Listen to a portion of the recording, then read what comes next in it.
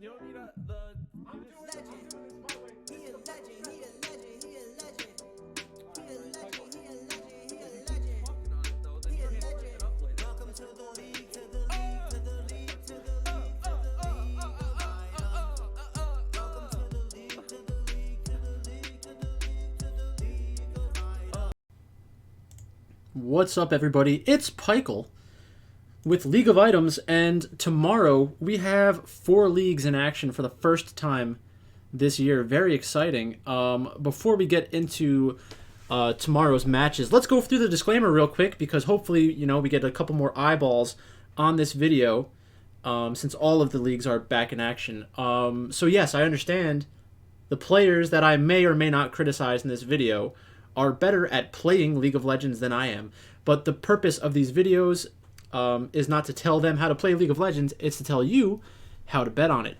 And there are a ton of matchups tomorrow that we're going to go through. But, just got to get that out of the way in the beginning. One thing that I will say is that my goal for this season is to get to 1,000 subscribers on YouTube so that I can meet like the partner threshold, whatever. So that's my goal. That's a season-long goal. I'm going to start making a comment about that in the beginning of every video, because if you could do anything to help me reach that goal, I'd be very appreciative. But with no further ado, let's talk about yesterday, and then we'll talk about tomorrow. I think we'll talk about earlier today, and then we'll talk about tomorrow.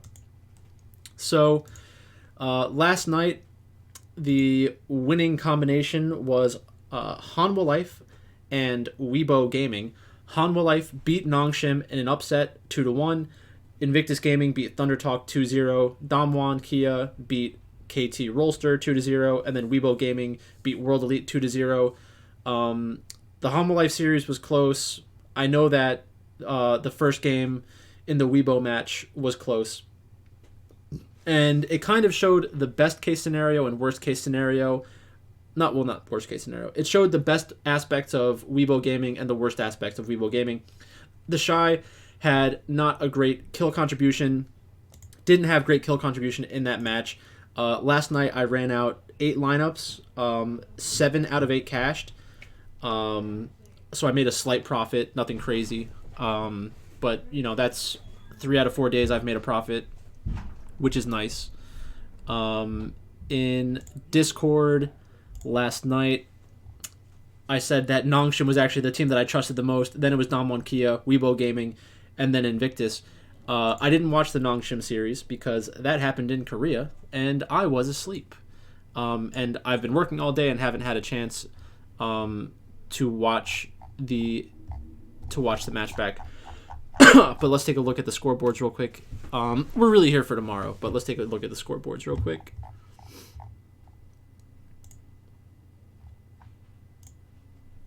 So we had game 1, Nongshim beat up on Hanwha Life. Kana went 7-0 and 8. The Graves Trinamir matchup we see again, so maybe that's something we'll see often. Dread beat up on Fleek, so Lee Sin against Xin Zhao. BDD with an okay match. Ghost and Effort playing pretty good. Game 2, Kana loses to Doodoo. Looks like Dread had a pretty dreadful game. Haha.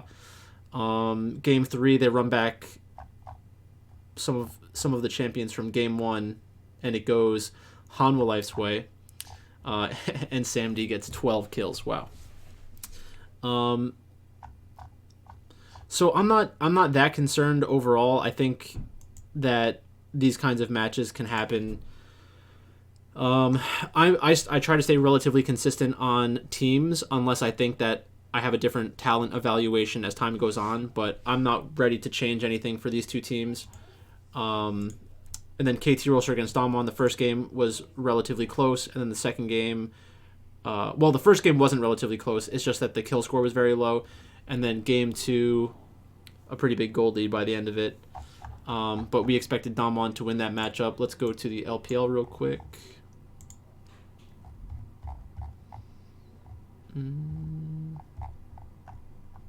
That's not it.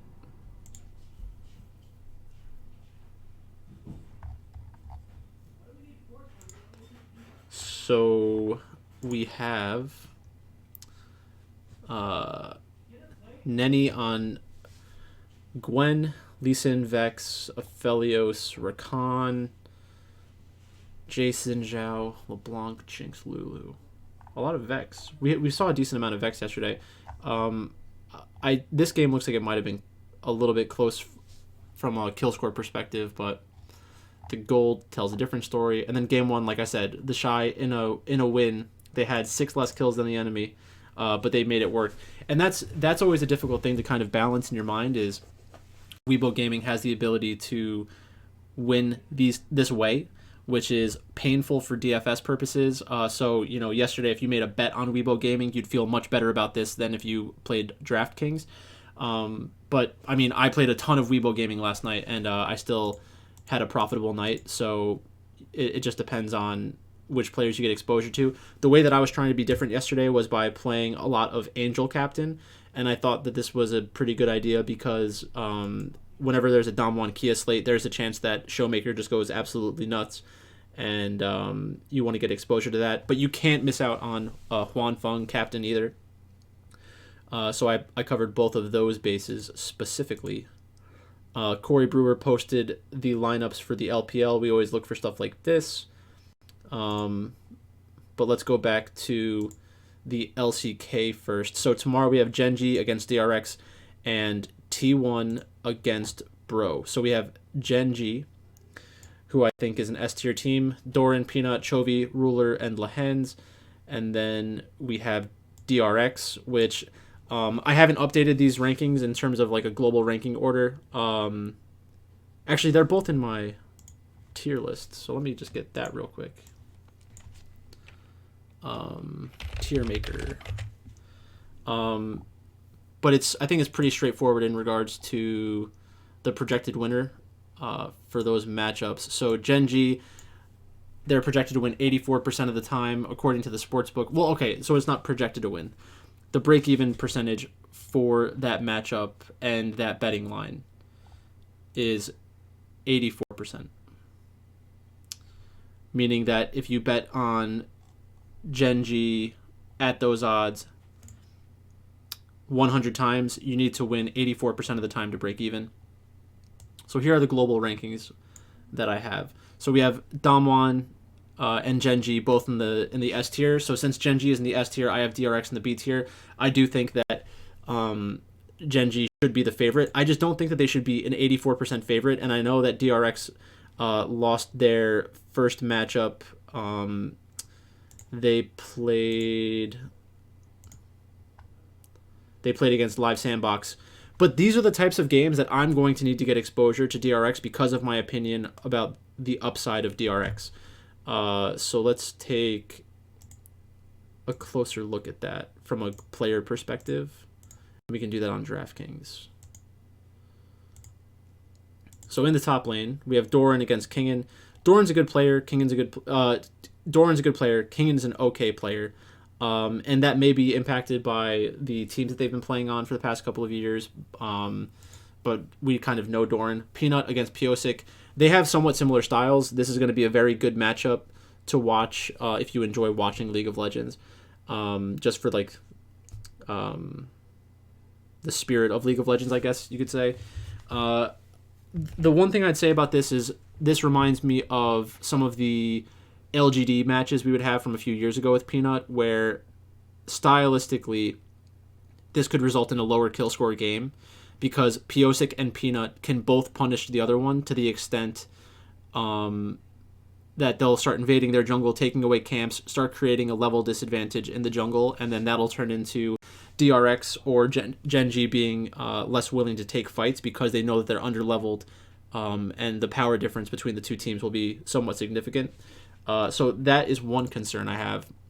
And then we have Chovy and Zika in the mid lane. I think that Chovy is better than Zika, but I think that Zika is a very talented player and has very high upside. And, we heard that Deft and Zika were both very excited to go to DRX to play with Piosik, but people were also excited to play with Zika. And then we have Ruler against Deft. I think that Ruler is definitely the better player. And then Lehens and Beryl are pretty similar. I might even give the edge to Beryl, but they're both good players. That's really what we care about.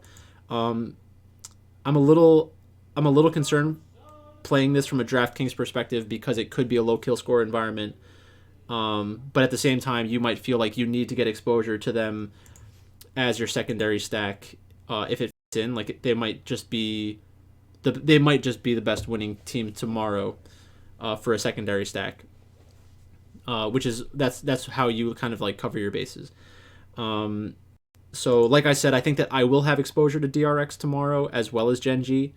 I don't really love the matchup for high kill totals, but you don't want to go in the completely opposite direction because, I guess it's just really the fear of missing out. So it might be a game I have to fade, but that would be very tough.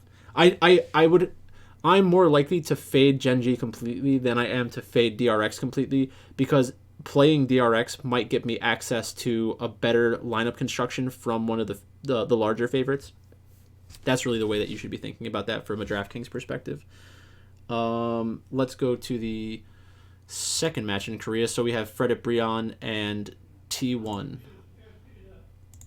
So we have T1. Their implied win rate is 90%. They have a line of minus 865, meaning you have to bet $865 to win 100. Good luck with that. If you bet 100 on Fredit and they win the match, you win 574. T1 looked pretty good in their first match, but they didn't look. That's kind of what we expected. It's not anything outside of. It didn't do anything to change our minds about T1.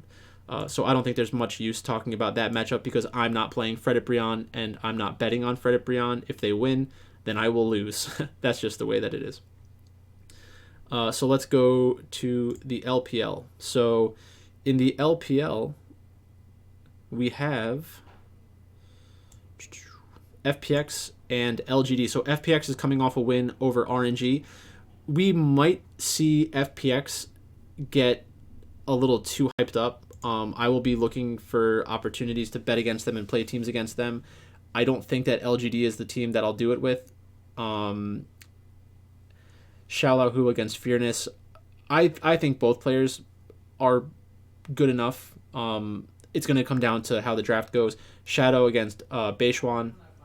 I like Shadow just fine. Gory against Yedge. Y-E-G. Yedge. I don't know. LGD didn't perform that well in their first matchup. I would think that this is relatively close from a talent perspective, but once you start thinking about their match against anyone's Legends, it makes it more difficult. Let me get the LPL tier list. Actually, I don't have that. I have it here. So we have LGD here. We have FPX up here. So I do have a slight preference for FPX, but it doesn't justify that money line. I think that money line is a little inflated. So that's definitely something that I wouldn't bet on from a value perspective. If you feel like you need to have money out there tomorrow, then maybe you can justify doing it. Personally, I cannot. Eric and Jinzhao against LWX and Hong. Eric and Jinzhao, they didn't look horrible in their match against anyone's Legends, but LWX and Crisp have looked somewhat good. No, I'm sorry, not Crisp. LWX and Hong have looked good. Winning that first match is going to have them a little too hyped up, I think. How many kills did LGD give up? 30. Oh no, they had 31 kills, gave up 15, gave up 18. So it's pretty generic from a kill score perspective. I don't know. I'm not excited to play FPX. I'm just honestly not. I'll probably have exposure to FPX because of how they fit in with other teams. I will most likely not have exposure to LGD unless I think that I need it in order to fit in one of the larger favorites. Next up, let's go to Anyone's Legends against OMG. So in OMG's first match, they beat Thunder Talk. It was, pretty clear that OMG was the better team in that matchup. I think that Shanji had a good first series. It doesn't mean that he won't have any bad ones, but we haven't seen it yet. Aki against Xiaohao. Aki played well. Cream against Forge. Cream played really well. He's a very good player. Abel and Cold against Betty and Chow Chow. This one is a pretty close bot lane matchup. Anyone's Legends did a good job in that first match. They did play better than I expected. So maybe they're a team that we have to watch out for in the future, or maybe look for upset spots. This could be an upset spot, but I'm not playing Anyone's Legends because I do have a higher opinion of OMG. Let's see where I have them both in my tier list.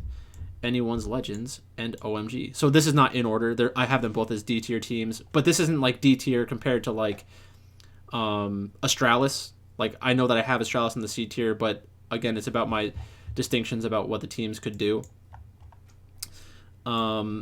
So OMG and Anyone's Legends, I'm definitely leaning OMG. Let's see what the money line is. Minus 135 to minus 111. That's about what it should be. I mean, it's not a huge mismatch. I like that number for OMG. I would bet that number for OMG because that's the side that I do prefer. It is relatively close, and you're not getting great value for your money. But that's the side that I would. That's the side that I would go. That's the side that I would bet on. And then last but not least, we have RNG against JDG. So RNG is a minus 481 favorite against JDG, who is plus 355. Both of these teams struggled in their first match, I believe. So we had JDG lost 2-0 to EDG. EDG went 29-9 and 22-13. So that means JDG is potentially going to give up a lot of kills throughout the season. RNG was the favorite against FPX, and I thought that they should be the favorites against FPX, but they lost 12-8, 16-3, and 14-13. This makes me think that I do want exposure and a decent amount of exposure to RNG, because if JDG is the kind of team that gives up a lot of kills, then it kind of unlocks the upside of RNG. One thing that we learned from their series against FPX is that when they're in a losing position, they're not really going to give away a ton of kills, which helps accelerate the snowball. It could also mean that FPX isn't looking for those kinds of ways to close out a game, and that they're more they take more of a slow approach. So we'll see how much of that kind of plays itself out again in this matchup. Let's go to this. So 369 against Bin. I mean, like, I think I said this in one of the other videos. If you had this matchup about 2 years ago, people would be much more heavy on the 369 side.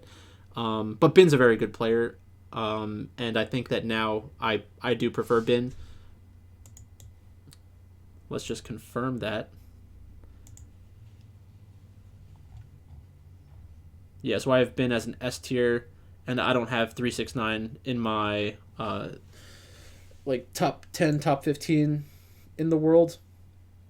If you want to check out my positional rankings, I do have videos for that. In the jungle, we have Kanavi against Wei. I think Kanavi's the better player, but Wei's on the better team. Xiao Hu against Yagao. I think that Xiao Hu is the better player. Yagao used to be hyped up as well, so the people who used to be hyping him up didn't really know much about League of Legends. They saw that his team was winning and that he had good kill scores, but since winning since like good KDAs are more highly correlated with winning in League of Legends than like good fantasy scoring in basketball, good scoring in basketball is just more consistent. Like if you go out and you put up 20 points, 6 rebounds every single night, you can do that in a losing effort. It's much more difficult to have a good performance in a losing match in League of Legends. And then in the bot lane, I'm not the biggest Gala fan, but they're definitely better than LPC and Missing. So this is a good spot for RNG. It's a good bounce back spot. I think that you probably want JDG, exposure to JDG and RNG. This is probably the best matchup of the night for DraftKings. That's basically it. From a pricing perspective, RNG is pretty expensive.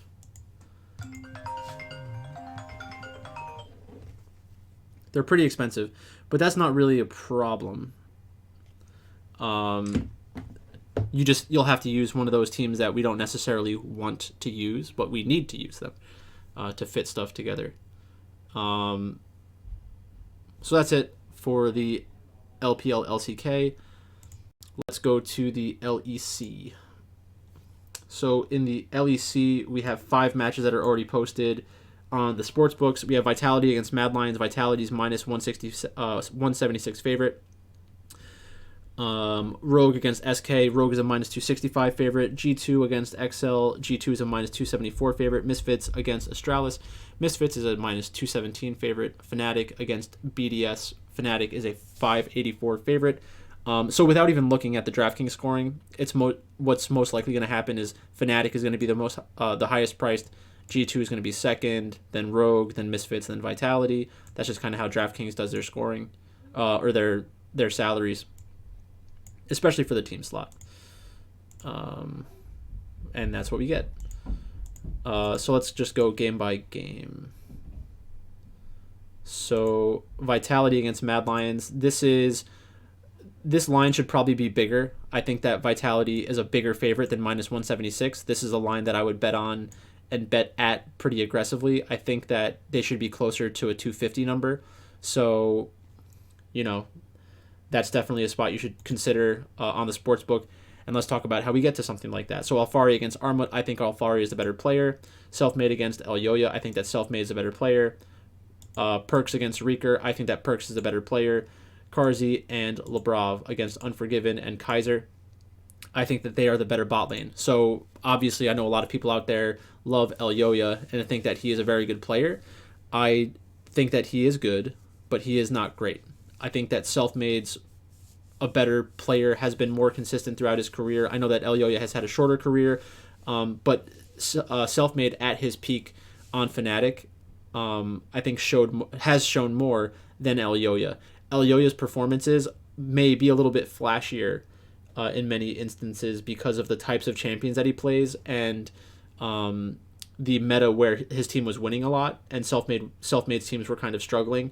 But it wasn't, in my opinion, because of Selfmade. I don't think there was anyone really going around saying, oh, wow, Selfmade's really fallen off of a cliff. He can't play League of Legends anymore. It's just that his teams weren't performing at a high level. They kept bringing in mediocre mid laners like Niski. And then he switched over to Vitality, and they just didn't have a strong enough supporting cast, which is unfortunate. But I think now when he's on a stacked roster, people are going to say, oh man, Elyoya's Selfmade's playing so much better this year, when in reality, he's playing about the same level, but his team is just that much better. So I'm pretty big on Vitality. I like that their pricing is depressed because this could be a very explosive matchup. And you're getting Vitality at a discount because people respect Mad Lions. I say, screw Mad Lions. Play a ton of Vitality. And that's what I plan on doing tomorrow. SK against Rogue. So in the top lane, Odoamne and Genax, they're both about the same in my mind. Stylistically, it's not that they're the same talent level. I think that it will depend on the draft. I think that Genax is good enough to make their matchup depend on the draft. Odoamne is not going to go out and dominate Genax unless SK drafts themselves into a corner and Rogue can exploit it. Malrang against Gilius. Gilius, everybody respects Gilius because he's a playmaker. I think that Malrang is probably just a better jungler than he is. The fact that he was on Damwon Kia, he has a lot of experience in... Well, he doesn't have experience playing at a championship level or in that environment. Like, he didn't play in the finals when they won Worlds, but he did get some matches last year when they were testing out different combinations of their team. But the at the end of the day, he's not as good as Canyon, so they weren't going to keep him. Larson against Certus, definitely Larson favored. Comp and Trimby against Jesu and Shreets, definitely. I don't know if I should say definitely Rogue favored, but I do think it is Rogue favored. I think that Comp was unfairly removed from Vitality. I don't think that Crown Shot is better than Comp. I think they're probably the same. I don't love this matchup. I think that my gut instinct is that Rogue is probably overvalued because of name recognition, and SK has a legitimate chance of winning this game. I think that the big question mark is how good is Malrong relative to a middle of the in relation to like league average players, because most of the players on SK are roughly league average, maybe a little worse. I don't love the line, and I don't love the fantasy prospect for this. I think that if I don't think that this is a game I'm going to have much exposure to. And maybe it'll be difficult for a lot of people to do that because we don't have many good feelings associated with the players on these rosters for DraftKings. I think that Rogue had some good performances last year for DraftKings, but I feel like overall when they were winning, people weren't winning tournaments. And if I'm wrong about that, feel free to correct me in the comments. Let's go to the next match. Broken Blade against Finn. I think that they are similar talent. I prefer Broken Blade. Yonkos against Markoon. I prefer Yonkos. I know that some people are high on Markoon long term. Caps against Nuke Duck.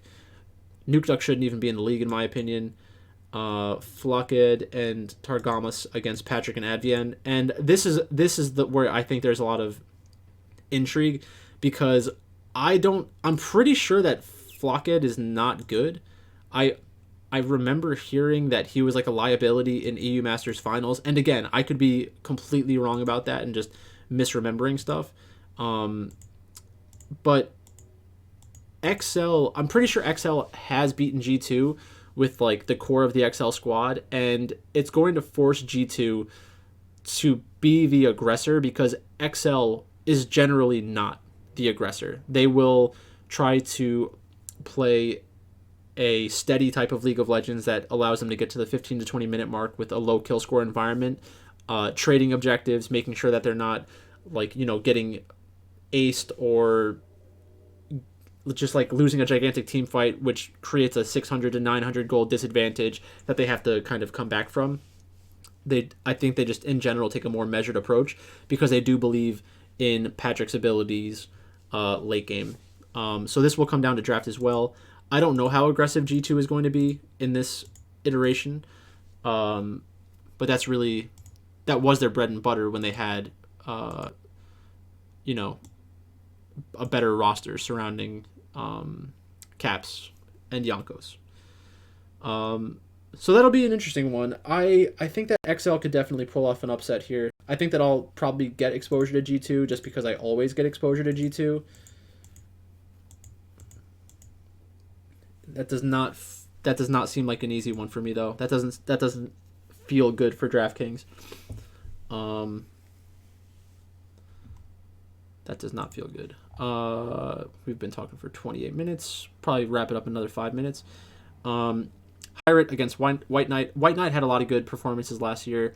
I think that Pirate is good, but I think they're pretty close.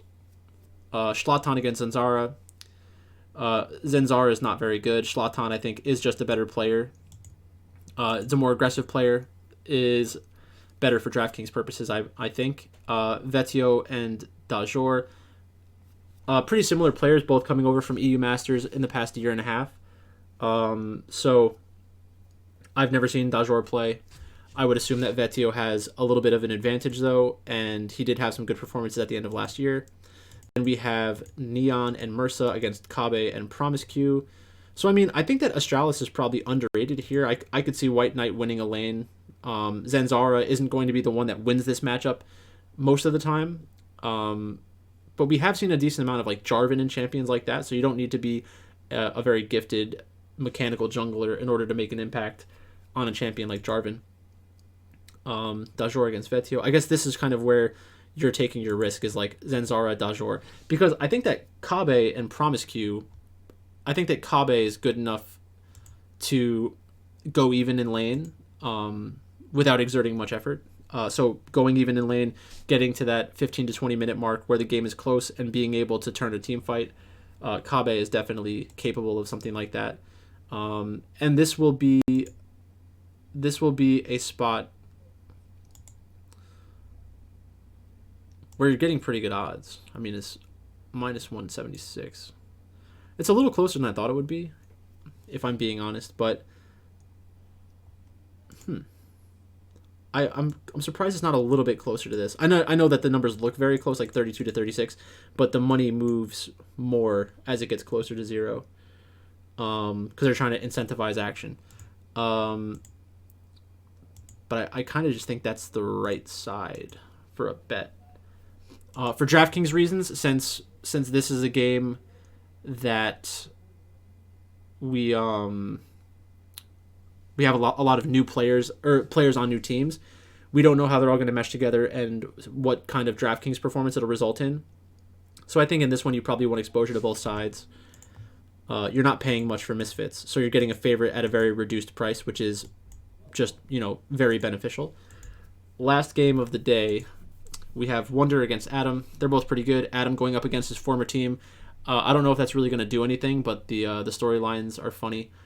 Not funny, actually. I mean, Adam he might be a bad guy. Razork against Syncroft. I don't know much about Syncroft. Razork's pretty good, though.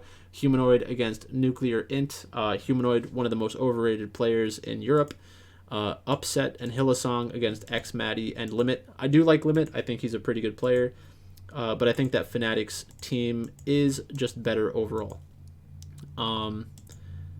But Adam does have that kind of like Napoleon complex thing going on where he will do everything in his power to win this matchup, including taunt and flame his former teammates, probably make some off-color remarks about, spouses and stuff like that. And then, just see how he can try to get into their heads. But that's basically it. I mean, there's not much we can be very confident about with these teams because there is so much turnover. The only thing that I'm confident about is that Vitality is the best team in that league. But let's go to lock-in last. So we have 5 games tomorrow for lock-in. All the games are happening from Group A. Right? Yeah. But we don't have any DraftKings contests yet, and there are no money lines online. I think that TSM is running out their academy squad. Let's just see if they have the rosters updated. Yeah, TSM has their academy. So 100 Thieves. I think they should be fine with their roster. C9, I'm honestly not sure. TSM is fielding their academy squad. Golden Guardians are also fielding their academy squad, which is not good. And then FlyQuest.